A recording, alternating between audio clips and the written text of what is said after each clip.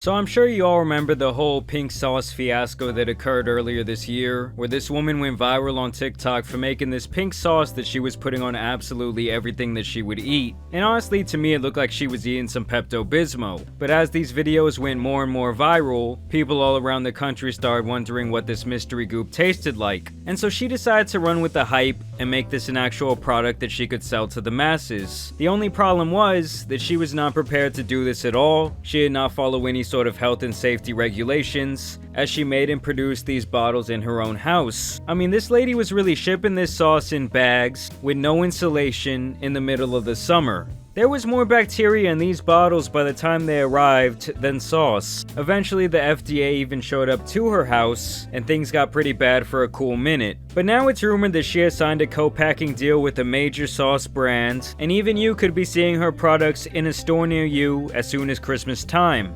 All I know is that no one better be filming my stocking with this shit. Really though, she went on some talk show to discuss her shortcomings, and even talk some trash to her quote-unquote haters. Alright guys, so here we are on the video in question. Chef Pie confronts online critic over her viral pink sauce. I even wore my special little pink shirt today for you guys. Just to really get in the pink sauce mood, I kinda look like I'm going to a bar in downtown Austin though, if you know what I'm saying. Not that there's anything wrong with that. Y'all know pink sauce from TikTok, right? Yeah, okay. So Chef P says her online business quickly went downhill when her social media followers and customers turned on her. Everyone, welcome Chef P to the show. Did they turn on her or did they tell the truth about her product? How you doing, gorgeous? And you see, she's staying absolutely true to the pink sauce branding. She's got the little pink sauce jumpsuit on, she's got the pink sauce hair. Between the years of 2018 and 2020, I battled with anxiety, and I started using dragon fruit to build the levels of magnesium in my body. That's how I became fond of the coloring of the red dragon fruit. And Nasty. the pink sauce was created. Okay, why do you think it went viral overnight? Because it's extremely unique, and everyone was super curious about it. I'll tell you guys, it actually went viral because we as humans are very stupid. You know, we're used to dipping our fries in ketchup, we're used to putting mayonnaise on a sandwich, maybe some mustard, and we see this new color come out, we're like, ooh, what the fuck is that? Also, does anyone else kind of get Cardi B vibes from her? Like, you guys better hide your drinks? And from the host over here, I'm getting like the even gayer Charlemagne the God. Yes. But when it comes to the pink sauce, do you think you rushed the business a little bit? Yes. Because it sounded like you was like, oh, I want to do this. I like fruit. Okay, cute. I didn't really hear a lot of planning there. Ooh, Yes. you see her face there when he called her out on that just right away? This is the face of a woman who knows she's about to have to defend herself over some bullshit that she actually did. I did plan, however, I didn't realize that it was gonna take off like so fast. I literally had 120 units like starting off on my own in my own kitchen. How many orders did you receive immediately? A few thousand. Damn. And you only had 120 units. I only had 120 units starting off, yes. That's And you know, she says that she prepared, she says that she made these 100 orders in advance. But to me, she didn't really prepare at all because she didn't obtain proper licensing. She didn't even bother to look up any sort of health and safety regulations. But yes, if she calls making a bunch of batches of this pink sauce preparing, who are we to stop her, okay? Who cares if she killed a couple orphans? Did you have a negative response from your customers? Yes. Why? I made a mistake.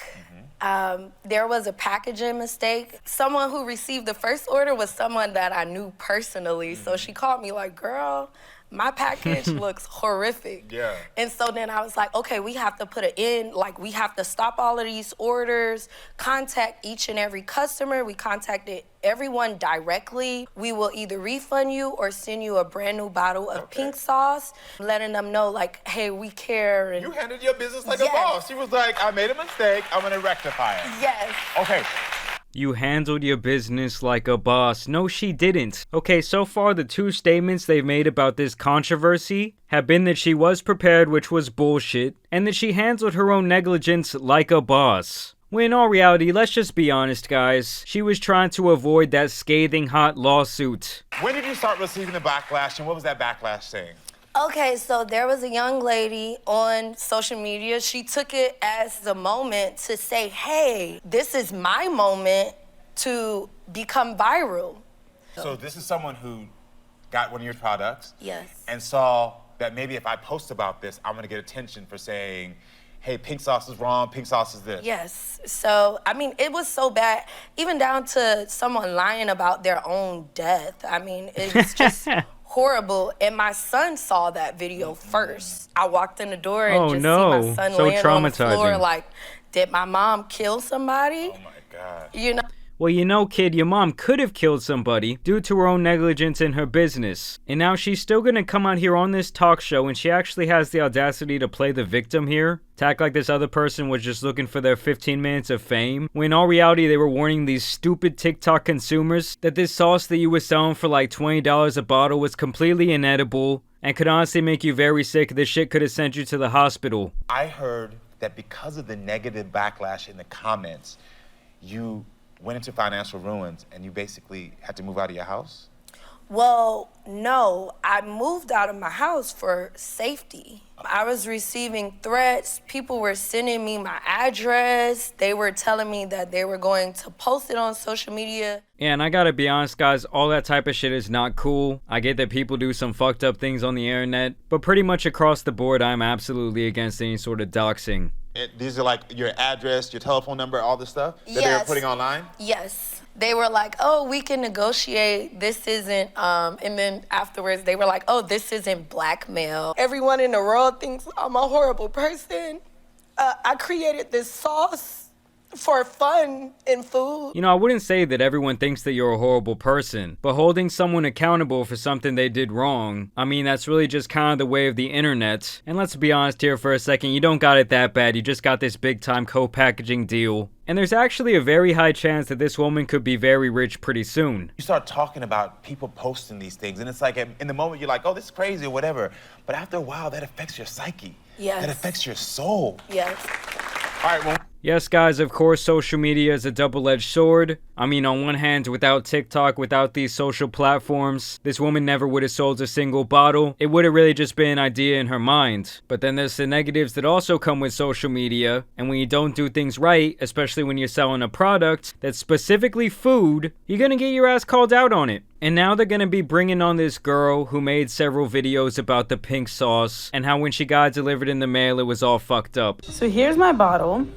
I'm just a little worried about it being swollen, and I don't know if this is considered swollen or not. Check the seal. That means there's bacteria. Sweet ranch. The aftertaste, I'm not messing with. It's like watered down ranch. It's not bad. Definitely not worth $20 a bottle, but we support small businesses. I don't know if she's fixing things or not. That's not my problem. Today, when I went to go open it, the smell that's coming out of this bottle, something is wrong. It's rotten. It's rancid. So I would be so interested to sending this to a food safety testing lab, and I think it's like $300. I'm willing to send this to be tested. Oh my God. She did take this pretty far. You know, the clout was probably getting to her head, I gotta be honest. Everyone, please welcome Allie to the show. Oh shit, they're gonna bring her out? Allie, you can have a hug.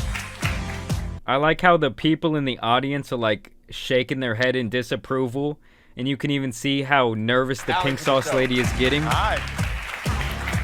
Allie, you can have a hug. Nice to meet you. Take a seat. I really wonder if they're about to try and make this woman look bad for merely telling the truth about a shitty product. Before going any further, I do have to ask this, Allie, because my producers did tell me that the reason that we had to separate the couches is because you didn't feel comfortable in sitting next to Chef P. Yeah, I feel like I haven't met her yet, and just kind of the last line of her saying that I harassed her just didn't make me made me uncomfortable, because I never set out to harass anybody, and I think that's like a little bit delusional to say something like that. So tell me from your perspective, she says that she didn't harass you. I think it's delusional to send a sample to a laboratory after you stuck your finger in it.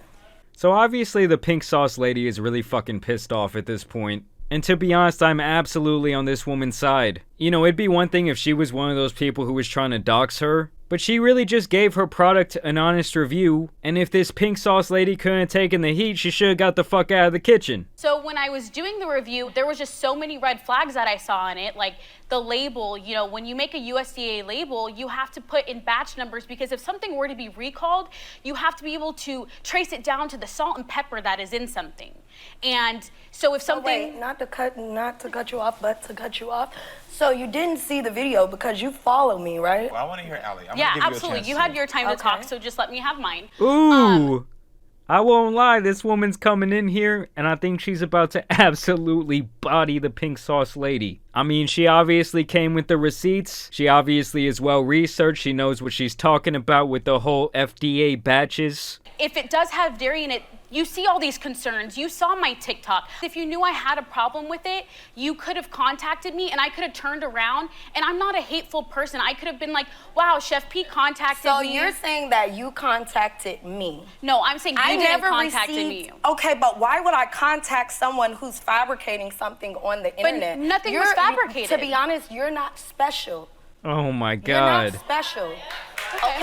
Yo, I gotta be honest with you guys. This pink sauce lady is a fucking clown. I would never ever go into business with someone with such a fragile ego, who can't truly accept when they make a mistake, and they want to point a finger at him, they want to point a finger at her, they want to point a finger at the critics, when in reality she's the one who fucked up. You know, she could have taken coming on this show as an opportunity to actually take accountability, but instead she's dodging it like she's Neo in the Matrix. You know, she could have personally apologized to this woman, but instead she's getting all defensive saying, oh, you ain't special, bitch. I could have, you know, taken down the video and done my testing and kept it to myself, which I did. No, you could have reached out to me like, hey girl, you know what?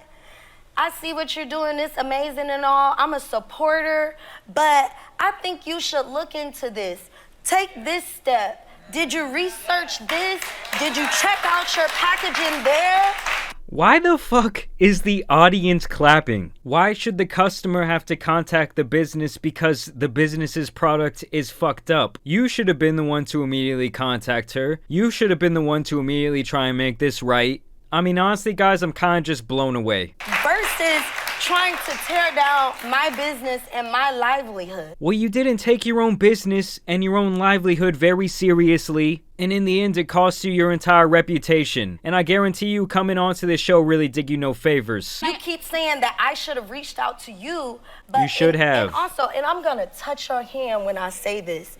I'm when cringing. I said that you're not special, I meant that as you're not special as far as someone trying to hurt me. And I know how people use different topics to build their platforms. That's all I'm saying.